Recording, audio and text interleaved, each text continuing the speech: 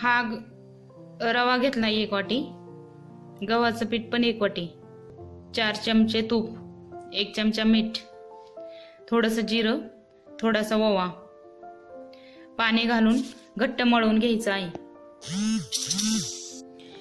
असं हे पीठ घट्ट मळून घ्यायचं आहे। घट्ट पीठ भिजवून झाल्यावर असे गोळे बनवून घ्यायचे। पाण्याला उकळी येऊ द्यायची आणि ही उकळी आलेल्या पाण्यामध्ये असे सोडून द्यायचे। हे कुकरला अजिबात लावायचं नाही। हे वाफून झाले म्हणून कसं कळायचं आपल्याला, तर ते वाफून झाल्यानंतर फुगून वर येतात। फुगून वर आले की काढून घ्यायचे।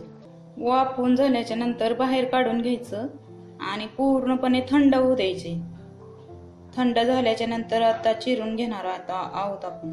अशा प्रकारे चिरून घेतलेत। आता हे भजी सारखे तळून घ्यायचे, सांबार सोबत खायला तयार।